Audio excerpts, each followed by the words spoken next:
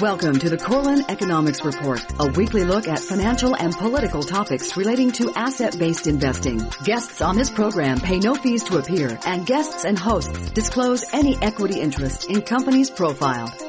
Now, the Corlin Economics Report. Hey everyone, welcome in to the weekend edition of the KE Report. On this weekend show, we're bringing on two more generalist market commentators here, a fund manager and a host of a bunch of investment conferences, all to share their perspective on where they see markets going through Q4, so the rest of this year. That I guess we've lost a little bit of momentum in the markets, as well as their outlook on commodities. Again, I always like touching base with more of these generalist investors that are playing either long or short on these markets, hedging some positions and other positions, just avoiding certain markets. I find it all very valuable to see where these traders are positioned. Just as a reminder, please go back through our website, kereport.com, and podcast search the KE Report in your podcast player to listen to all our daily editorials and company updates. There were a lot of company updates this week. To kick off the show, we are chatting with Dana Lyons, fund manager and editor of the Lions Share Pro. Now, Dana, last time we chatted was more in the middle of September. The markets were running. We did see a tech and mega cap rollover, but the S&P was in a strong uptrend. Really, since we chatted, the S&P has lost that momentum. It gained a little bit at the tail end of September, but right before the turn of the month and the quarter, we saw that momentum lost, and quite frankly, we've seen a little rollover in the S&P and a lot of the major indexes. Dana, does this have you worried at all for at least October or simply Q4? Yeah, I wouldn't say necessarily for Q4. I would say in the short term, we have a number of reasons to be, not about concern, but just some items that give us pause about getting too aggressive right now. There have been some, over the last several weeks, I guess there have been some decent technical developments as far as the technology space, the mega cap space, like you said, which has improved. It did regain some key technical ground. So as far as the major correction that started at the end of July, early August in that area, I'm less concerned about that getting any worse right now after that technical improvement. But there are other reasons that give us pause, I guess, before getting too aggressive, namely seasonality is still dicey. October, yes, it's been the month with the most bottoms, market bottoms, intermediate and long-term bottoms historically, but it's also been the most volatile month historically. So there certainly could be more volatility come here in the short term. Then we also have the election coming up. You often see a lot of chop in the month or two leading up to the election, which again would not be a surprise again this year. You know, the whole October surprise phenomenon wouldn't surprise us or market-wise or politically. Then you also have geopolitical events going on. So most of these are known events. They're not, catalysts that would pop up and surprise you, which generally would make us fade those types of known events or known catalysts. In this case, the trend historically has been so consistent, and we have other signs popping up like the VIX volatility starting to creep up a little bit.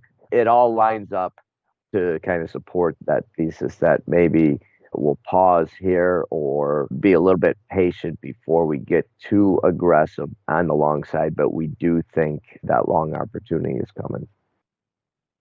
Well, Dana, just to your point about some of the potential seasonal weakness or the pre-election jitters, and you're seeing that VIX up above 20, so people are hedging their bets a little bit more volatility. Is it possible that that's why we're seeing some influxes into the value stocks, things like healthcare, REITs, financials, looking at utilities, dividend paying stocks? It seems like people are not really sure what's going to happen in the next month or so. And so maybe they're just hedging their bets with either options or playing the safer defensive sectors. Yeah, I'm not sure if that's a hedging strategy. You've seen for several months now, you've seen kind of an emergence in some of those defensive sectors, some of those defensive names with the value names, which I think is continuing and going to continue on kind of a long-term shift in favor of value versus growth. And I think that's in our mind. I don't know the reason. I try not to look for a reason behind why trends are emerging or reversing, but we have certainly noticed the trend of late towards those defensive names, like you mentioned, utilities, healthcare, staples, REITs. Those areas have all been doing very well lately. So I think this is just a continuation of that trend rather than a necessarily a hedging strategy. I don't see, in fact, a ton of hedging out there right now, which is another factor that gives me a little bit of pause about getting too aggressive. We've seen, especially some of the retail type indicators are pretty bullish right now in the short term, which from a contrarian standpoint, again, gives us a little bit of pause. Maybe they need to get shaken out a little bit in the short term before we really take off.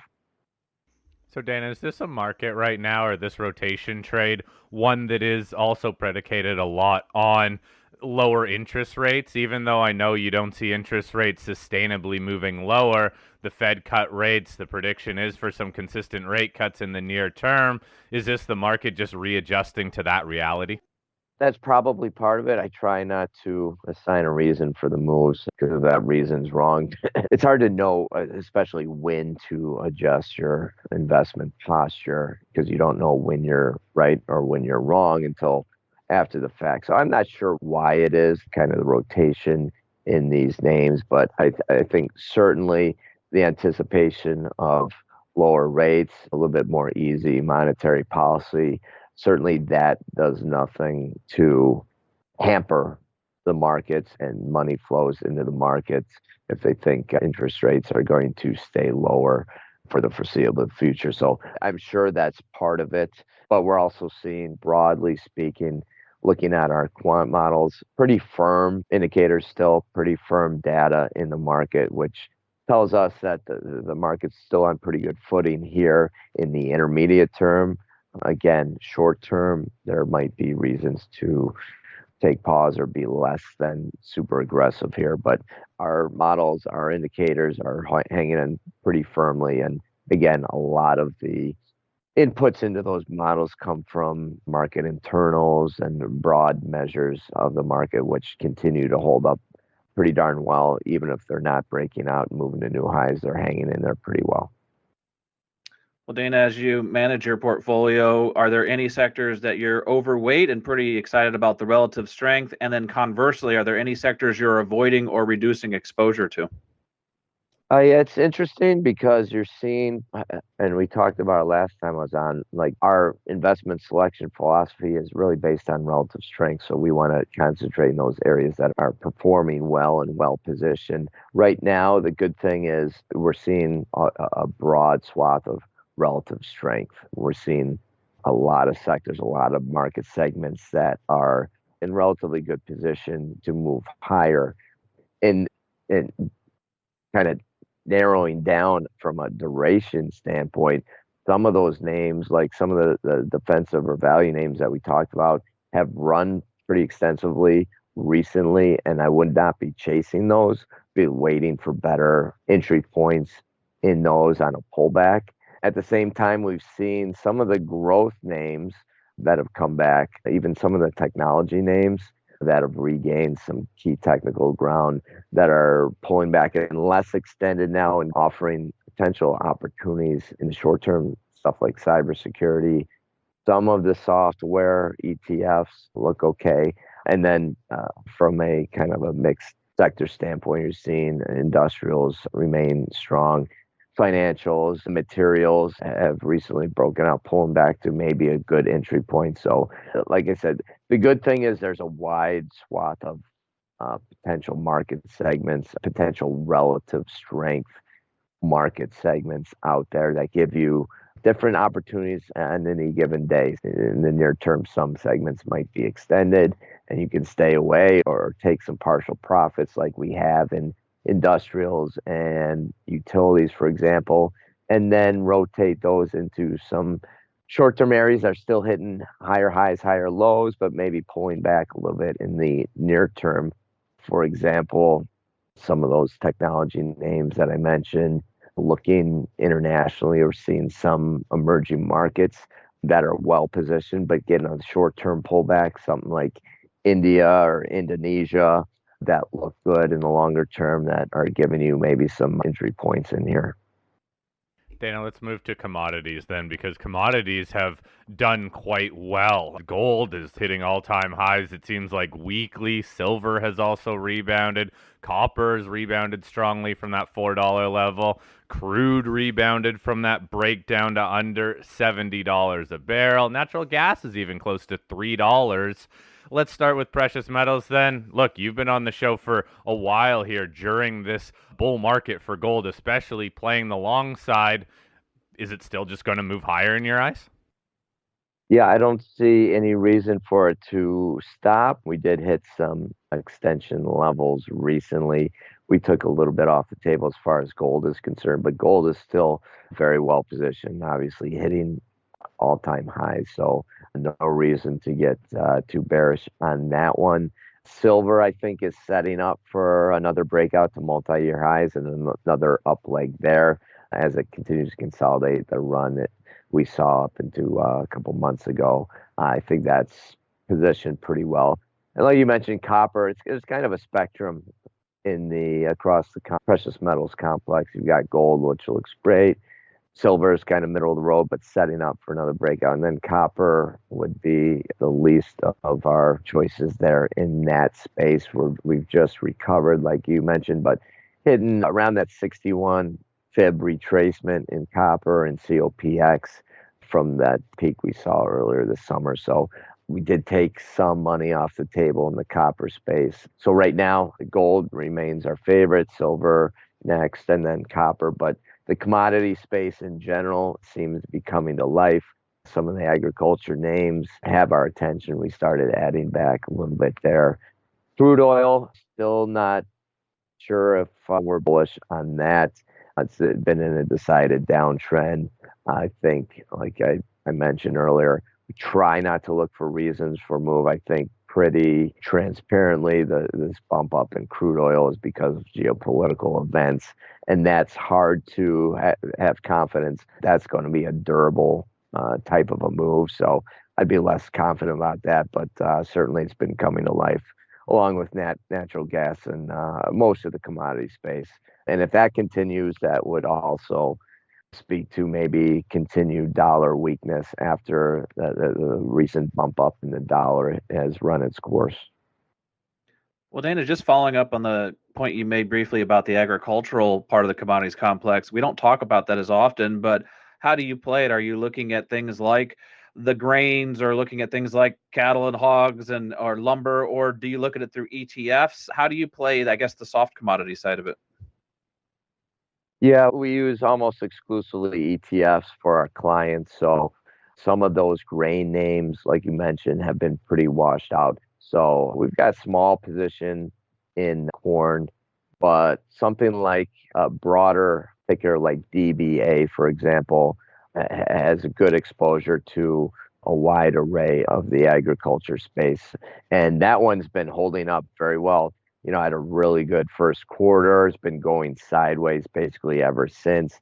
Poked into new highs just a couple of weeks ago or a couple of days ago, pulling back from that little spike down towards kind of that launch area. So if you're looking for a good entry point into kind of a broad agriculture name, DBA gives you a really good entry point down here in the 25 around the 25 level, I think. So we've just started adding back to that in the last couple of days.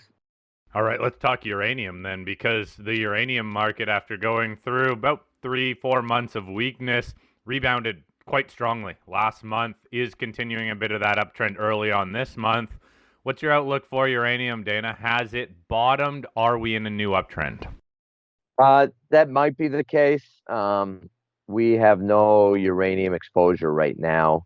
We kind of saw a breakdown in that correction, that July-August correction. We got a bounce back up towards that breakout level about a month ago or so. We sold all of our exposure there, so we have no position right now. We need to be a little bit more convinced from a technical standpoint. I think the lows might be in, but we need to see a little bit more evidence that it's primed to go higher and establish some sort of relative strength status before we add back into it. But from a longer term perspective, I still like the story. I still like that space. We're just looking for a better, maybe risk reward reason or risk reward entry point to get back into that space. Well, Dana, another sector we've not taught you about in a while is the cryptoverse. Are you looking at anything in Bitcoin, Ethereum, anything else in the crypto sector? I have positions, small position in Ethereum. Looks a little dicey in the short term.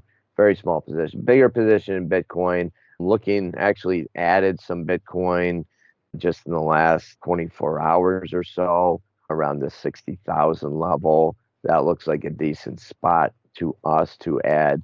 Zooming out, I think what we've seen for most of the year, after that strong, first quarter, we've seen a healthy consolidation throughout the course of the year. I think setting up a potential breakout, another big up leg. If you scroll back to, the highs from 2021, I guess, more or less a cup and handle potentially forming on the chart. So again, it's a matter of timing, waiting for it to break out. But for all technical intents and purposes, it looks like it should have upside resolution. It's just a matter of when. And if we're going to chop around here, in the next month or so in risk assets, it might not get going just yet, but I think eventually, maybe, throughout the course of the fourth quarter, I think you might see that breakout, that upside resolution, that next up leg to the Bitcoin move. So, Dana, I know you already talked about some international markets, and yes, I know you don't like to correlate news or headlines with market moves, but what about China? The government there has been very easy with its monetary policy. They're not calling it stimulus, but they're saying that they're simply just going in there to help save their housing market. Interestingly, though, this has correlated with a rebound in their market. So what are your models telling you about the Chinese market? Yeah, China specifically, it's hard to ignore the recent move.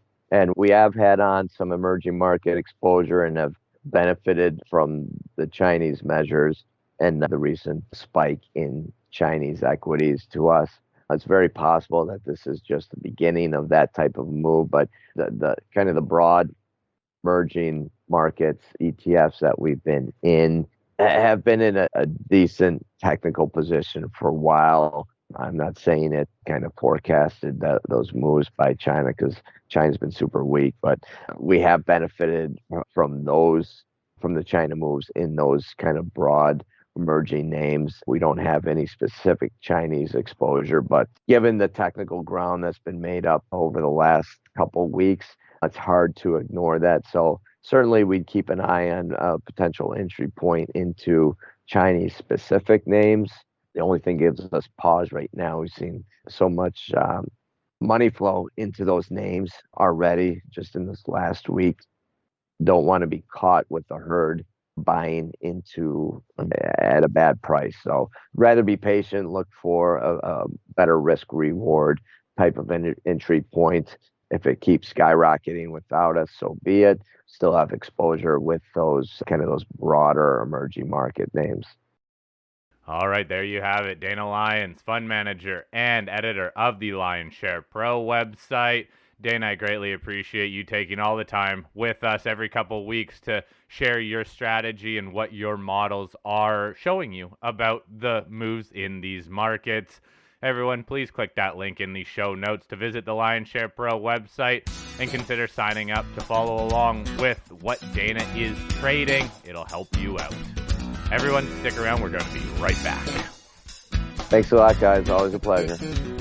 Al Corlin's firm, A.B. Corlin and Associates Incorporated, provides consulting services to public companies on matters of regulatory compliance. To find out more, follow the link from www.kereport.com. The Corlin Economics Report will be back after this brief timeout.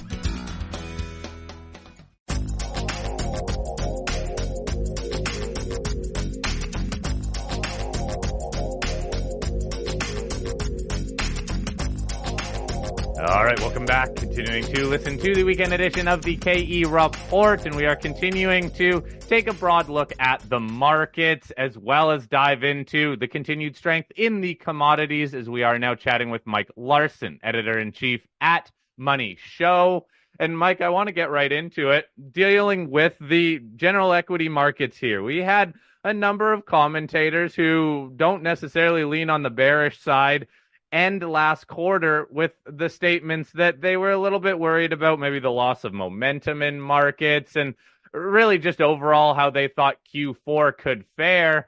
As we're recording this, now it's still midday on Wednesday, but so far the first 3 days of trading this month, or I guess 2 days of trading this month, we've seen a bit of weakness in the morning in the markets, but for the most part being bought back to a certain degree. We're not having an aggressive rollover like we saw to start, let's say, September or even August.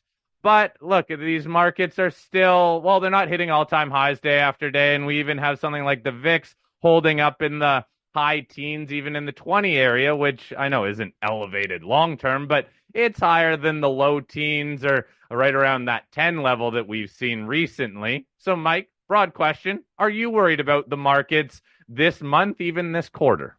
Yeah, I mean, we obviously have a couple things floating around there that have people a little uneasy. No one likes to see missiles flying through the air in both directions in the Middle East. And so that's clearly, the oil market's paying a little attention. We had a little bit of pop in oil prices there. Everybody's kind of, watching their screens to see what happens between Israel and Iran. So that, that's causing some concerns. That's giving you a little bit of a volatility pop. Yeah, Jay Powell come on the other day and sort of, try and walk back a little of the pricing, the more aggressive interest rate cut pricing that was going on in the market. So that gave you a little bit of pop in short-term yields as people sort of depriced a little bit of the Fed. So those are a couple of things that caused some volatility in the last few days. But bigger picture, I mean, all the things that I watch in the corner of my screen or out of the corner of my eye to be like, hey, is there something lurking out there that maybe I'm not paying attention to that I should be paying attention to? Or, is there some kind of thing that's sort of a chink in the armor that you've got to keep an eye out for? And a lot of just from my years in the market, a lot of what I follow is credit-based, credit spreads, high yield spreads. Is it, or if the equity market's going up, but you're seeing credit risk spreads start to widen out behind the scenes, people aren't paying attention to it, that can be a concern. If you're seeing some of these, other areas of the market, derivatives market and so on, that are getting a little squirrely when the equities market is just throwing a party, that does tend to concern me. But that's the kind of stuff that going back as far as 07, 06, we're telling you, this market's going to be in trouble. But I'm just not seeing that. I mean, you look at the high yield spread, for instance, the difference between borrowing for the average junk bond borrower and underlying treasuries. I mean, that's fallen all the way back to 307 basis points, or just over 3 percentage points. When all the bank failure talk was floating around, and if we could go back even further to 2022, that number was all the way up to like 5 3/4, almost 6. The bank failure stuff spiked it to maybe, 450, 475 basis points. But we've just been kind of coming down ever since then. And so that tells you that the credit markets aren't really worried about, debt defaults. The credit markets aren't too concerned about the economic outlook. And Powell may have pushed back a little bit, but do we think he's changing his stripes here and all of a sudden saying, no more cuts? I mean, of course not. It's more of just, hey, we're going to go 25, we're going to go 25.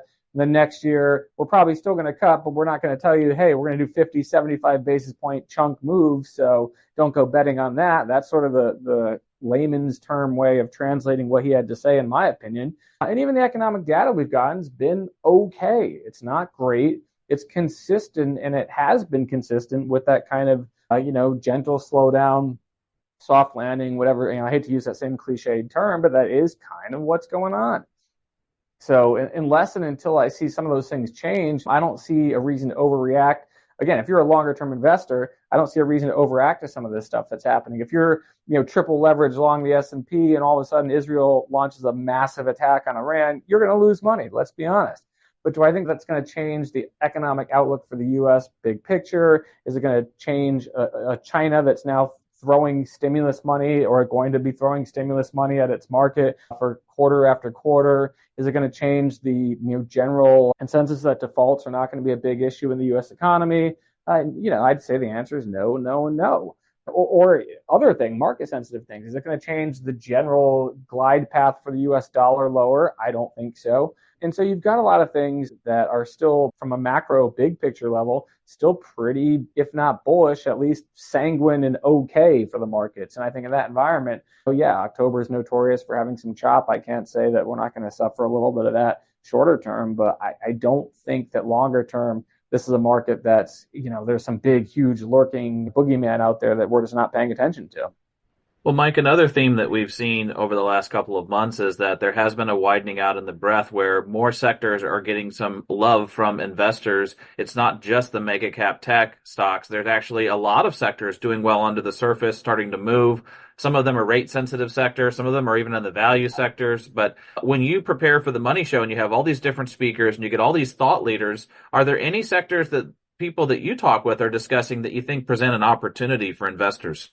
Yeah, I appreciate the question because, we all know 9/12, maybe in as far back as 18 months ago, it was kind of this all tech all the time market. It was Mag 7. And if you didn't own Magnificent 7 stocks, you're kind of sitting there like poking your portfolio with a stick and wondering why it's not moving. Whereas now you have, the rate sensitive groups. I mean, all of a sudden you've got this utilities, you've got real estate investment trusts that in the latter case have been doing nothing but losing you money or going nowhere for 18 plus months. They're perking up. You've got financials. To go back to credit sensitivity and what's going on in the credit spread market, you don't just have credit spreads generally contracting. You've got financials that are performing very well now and have been for some time. So that's a sector that typically is sort of a canary in a coal mine if you have credit issues, and financial stocks have been going up. So that's good. Obviously, we have groups more recently, gold miners and commodities levered type names that are doing well with a falling dollar and record gold prices and some of the gains we've seen elsewhere in that space. So there, industrials even too. There's pretty broad-based participation. The small cap rotation, I'd like to see maybe a second leg, and that kind of stalled out a little bit. But, I think it stalled out and gave back some ground, but they didn't completely roll over again. So that's sort of anytime you see a sector make a big move, if it just has sort of a gentle correction to kind of digest those gains and that sort of build some steam for the next leg up, that's some historical kind of bull market behavior. So as long as that kind of stuff's going on, I think that you can still be positive on this market. As far as things that are opportunistic, I mean, again, hats off to Tom Hayes from Hedge Fund Tips. I had him on our podcast not too long ago. He was banging the drum for China and saying, the valuations are ridiculously cheap, and that's, emerging markets more broadly, but China in particular. Of course, I'm sure he didn't know they were going to come out with this sort of enormous bazooka of aid a couple weeks later, but anybody who listened to that call did really well for themselves. In general, people have, a lot of people that speak at our shows more recently are still pretty positive on energy, and that's a sector that I think, the outlook longer term is pretty solid, and obviously is going to probably get a short-term pop from some of the concerns about supply, given what's going on in the Middle East.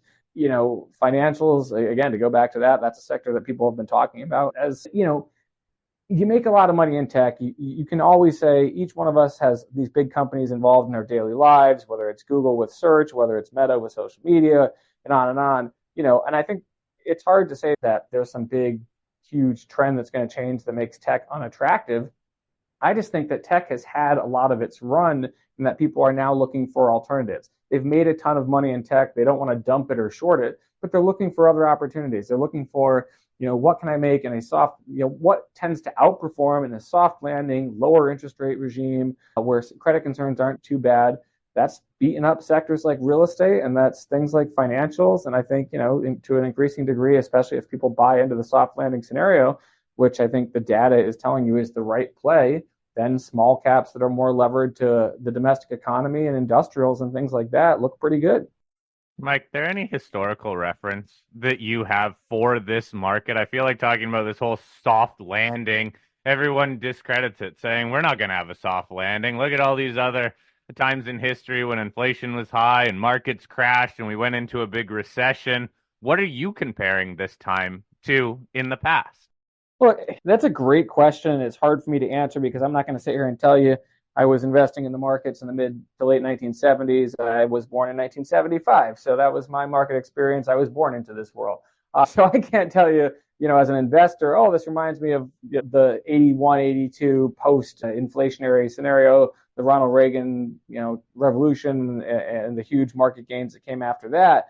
But what I can say is that if you look at what happened back then, again, not speaking from personal experience, but kind of historical, you look at what happened from back then. Once you got inflation under control, once you got some of the geopolitical stuff, if not under control, at least kind of moving to the back burner, once you got a policy that was, if not standing in the way of the markets, at least not hurting them, all these kind of things that went into it, you had a great run for equities. You had a great run overall. And so I guess you could maybe say, again, not from personal experience, but some sort of economic parallels, what happened in the early 80s, I think it isn't a bad way to look at things, or especially, as you got more of the peace dividend moving forward.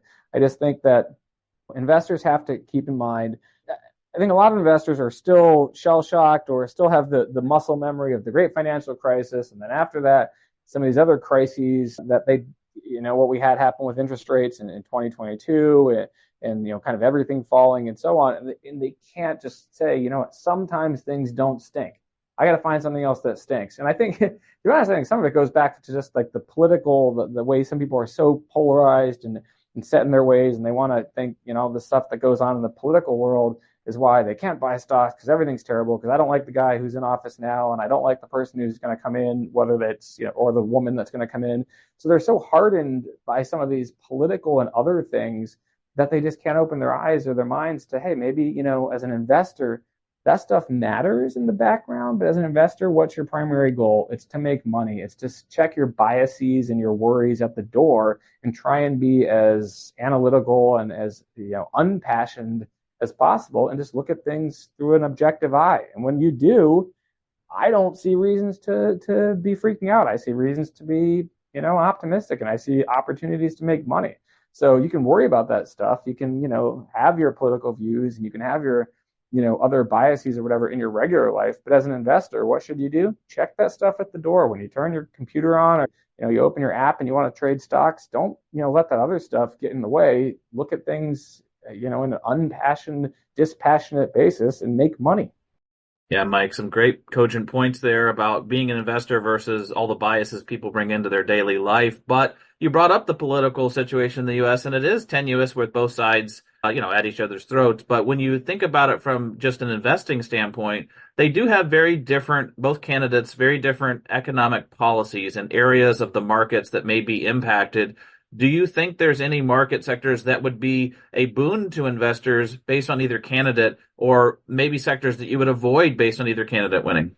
Yeah, I think, we've talked to a lot of experts. I've followed a lot of the work of the experts we have speaking for us. And I think there's a general consensus that, energy prices would likely, and therefore energy stocks, ironically enough, maybe not perform as well under a Trump administration because of the drill, baby, drill type approach. If you're trying to flood the market with supply, then you're going to get lower prices. So it's ironic that the energy companies may face less regulation, but they also may be in an environment where overproduction or a huge pop in production is kind of the goal of what's going on in Washington.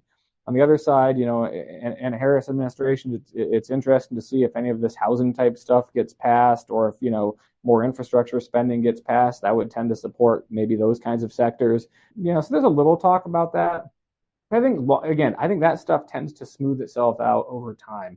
And I think when you look at the historical data, the best kind of market performing outcome going back decades is when you have a split administration. So regardless of whether it's Trump or Harris in the White House, I think the thing that Wall Street's going to be focusing on is how do things shake out in Congress. If you have, a Democratic president and a Republican-led Congress, or vice versa, that tends to be more of the gridlock scenario, which markets historically like. So I think that's another part of it that gets talked about a little bit less, but I think you do want to keep an eye on, because if you're looking for data versus just sort of, opinion, that tends to be the best scenario. So if you get that result after November, then I think that would probably be the most bullish scenario from a Wall Street standpoint.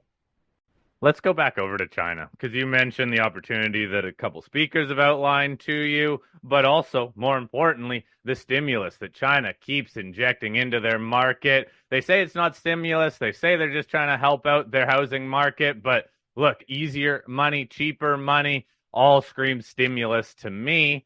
How worried are you about China broadly, potentially just going through this slowdown that lasts a while? Or do you think there is that huge opportunity there that trickles into other markets because of how much easier they are with monetary policy right now?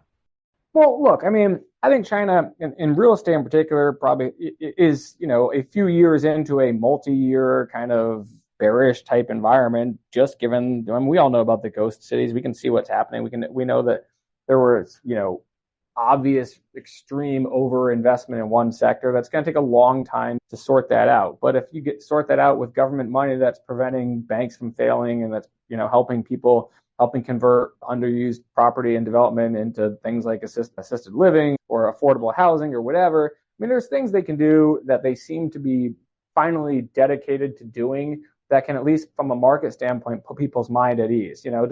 Does that mean the Chinese real estate market's going to boom starting 6 months from now? Of course not. But even if you have enough money thrown at a problem and enough effort thrown at a problem that it at least pushes it to the back burner, then the rest of the market can do okay. And I think, I would say it's instructive what's happening in CRE here in the U.S., commercial real estate here in the U.S. We had, an 18 to 24 month period where everybody's talking about nobody's going back to the office and nobody's going to go to a shopping mall, and outside of warehouse, everything else is terrible and properties are losing value, and people are going to lose money on commercial mortgage-backed securities and this, that, and the other. Well, guess what happened? We've had a couple of years where those stocks have underperformed because of those worries. You had some of those banks failing in 2023 because of those worries. But what's happening now? Rates are coming down, credit tightening. If you look at the Fed's own data on whether banks are being tighter or looser with commercial real estate loans, for 3 quarters in a row now, they've actually been slightly less tight and getting less tight. So the lenders are saying the worst of this is behind us. So what's happening? Those stocks that have done nothing are going up, and the rest of the market no longer was held hostage to every scary commercial real estate disaster headline. So, that's what happened here. China's problem is much bigger, but I think once you move a problem that is well known from being in front of the market's face or an investor's face every single day, and you just sort of say, look, it's going to take time, it's going to take money, it's going to take government aid, they're going to deal with it, and you push it off the front page, then you know what? It improves sentiment and people start being willing to look at bargains. So are we massively overdone in terms of the magnitude of this increase in Chinese stocks? Probably, for sure. I mean, it's been a huge move in a short period of time. But could this finally be the thing that, and not just in the short term, but over, a turning of a battleship kind of picture, could this be saying that longer term tells people, maybe I'm going to get back into emerging markets. Maybe I'm going to buy less U.S. and more China or more international, especially with a dollar that's going down, a Fed that's cutting rates, and, these other things that tend to benefit foreign stocks. Yeah, I think it probably is. Well, Mike, let's also shift over to the commodity sector, because obviously China is a huge player. It doesn't really matter which commodity you're talking about. The U.S. is obviously still the biggest economy, but it's a global scene. So when you look at things like the metals, when you look at things like gold and silver, having a pretty good run all year. But then even recently, the pickup in copper, I think, is notable. It's back above 460. I don't know if that ties into the, bullish nature on Chinese real estate improving, or even the U.S. real estate markets improving as rates come down. But how are you looking things like the precious metals, but also copper? Yeah, I mean, I'm still very bullish precious metals. That's been going back for a couple of years. We've talked about it, and I don't see anything that changes there. Again, we've had a little bit of a volatility in the short term as people sort of buy protection for what's happening in the Middle East, and then maybe they sell it if it's not going to be as bad. And Powell comes out one day and talks tough after not talking tough a few days before that. There's some of that shorter term stuff going on. But longer term, I think the bull case there is very much intact. On the industrial side of things, you get a soft landing scenario that more people accept for the U.S., and you throw in some Chinese stimulus. That doesn't mean hundreds of new cities are going to be going up every 6 months like they or buildings every 6 months like we had in the last commodity super cycle. But at least if you take the scenario off the table that nothing's ever going to get built again and so on because of government aid, well, guess what? Same kind of dynamic. I think So I still favor probably precious over base, but I can see a case, no pun intended, I can see a base case for base metals where you remove the China's never going to build another building for the rest of its life scenario, and you also have a soft landing in the US, all else being equal, that would tend to support that. And I think something like silver, which kind of straddles the commodity or the precious and industrial world, might even be one of the best alternatives of all. Well, silver's been that one that in a way has kind of been lagging that gold move. You still look at that gold to silver ratio standing at about 84, 85 right now. It's been choppy throughout this year. What about filtering down into the equities then? Mike, do you see potentially even bigger opportunity there when you look at something like GDX that right now is trending higher, threatening over a decade long breakout if it can break out from that 2020 high? Yeah, I mean, absolutely. It's again, something like silver, I think looks pretty darn attractive here. I think that the equities, the more people believe in this scenario and the more you can at least get some momentum on the base side of things versus it all being precious or gold as it's been for a little while, then I think that's kind of the missing ingredient for some of these equities. So, there's a reason gold's been moving. There's a reason to expect some of these other companies are going to be moving as well. I think that with the credit environment not being so negative, again, I think at the riskier end of the spectrum with some of the juniors, then yeah, that's probably helpful there as well. So I have a lot of reasons to believe that the move we've seen is just, is not the ninth inning. It's probably the third or fourth of some of these companies. So yeah, in. Well, Mike, let's also just squeeze in energy. You've already mentioned it a couple of times that there's a couple different dynamics here at play. But in particular, we keep getting a lot of questions about nat gas. We are getting closer to winter again. People have it in their sights. They know the sunny months are over, and those months where you need to heat your home are here. What do you think the outlook is for both oil and nat gas? I'm not going to pretend to be an expert in kind of some of the subsectors and in particular natural gas. So I'll probably gently beg off a little bit there, other than to say, you've got a lot of weather-driven volatility in that market, but I think that in general, in a relatively positive overall energy market, where you've got U.S. exports that, depending on who is in the White House, maybe are more friendly to exporting gas and in LNG form and so on, and supplying the world with it. I think that's a positive part of the market as well. So without, again, extreme sort of nitty-gritty knowledge of that market, I would just say yes, it fits into my overall bullish/positive outlook for that sector. So, Mike, taking a step back, sounds like you're seeing a lot of opportunity in these markets. How do you go about diversifying, or what do you hear at the Money Show conferences about diversifying or truly focusing on one or two of these markets? It'll be interesting to see. We've got the Orlando events coming up October 17th to 19th. So that's kind of our next big gathering. And that's one of the broad trade shows that has a broader audience as opposed to maybe the high net worth focus where we have only a couple hundred people in certain cities. So it's going to be interesting to see how it goes. We've got programming for a little bit of everything. I think there is definitely a little bit more metals focused than we've had in terms of a couple more exhibitors, a couple more speakers that are talking about that because people want to know. So we've got that going on. Tech is still interesting, I think, to people. I think it's always going to be just because there's good stories to tell, and it doesn't hurt when you have good stories to tell and people have generally made money as well. But I think it'll be interesting to see what people have to say when I'm interacting with attendees and speakers. But in general, again, there is clear focus on the election and what it might mean in the short term. There is, again, people have strongly held beliefs there in terms of who's going to win or who they want to win and what that means for their portfolio. It'll be interesting to see, especially as we sort that out and we finally know just who's there, regardless of which side, whether it's Harris or Trump. Just knowing that answer might remove some uncertainty and give us the kick for a year-end rally. So there's a little bit of optimism about that floating out there too. Man, still a lot of optimism in these markets. As I mentioned, a few of our commentators were coming on at the tail end of last month, worried about the markets, but these traders can switch on a dime. There was a little bit of a loss of momentum. We'll see where the next couple months take us with the election and with another Fed meeting. Look, Powell tried to temper expectations of very consistent rate cuts, but he also said that we will continue to cut rates. This is all lining up for what seems like a fairly good environment. The backdrop being we still need to see decent economic data and inflation staying somewhat under control. All a lot for us to talk about as we progress through this year. But Mike, we're out of time for the radio show this weekend. Thank you, as always, for joining us. Again, Mike Larson, editor-in-chief at MoneyShow.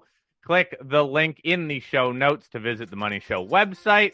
And Mike, I hope you have a great rest of your weekend, everybody. Thanks for tuning in. Thanks for taking time on your weekend to listen to our show. And please be sure to go back through our website, kereport.com, and podcast and YouTube channels. Search The KE Report to listen to all our daily editorials and company updates. I hope you all have a great rest of your weekend. Great. Thank you, Corn. The Corlin Economics Report is produced for A.B. Corlin and Associates.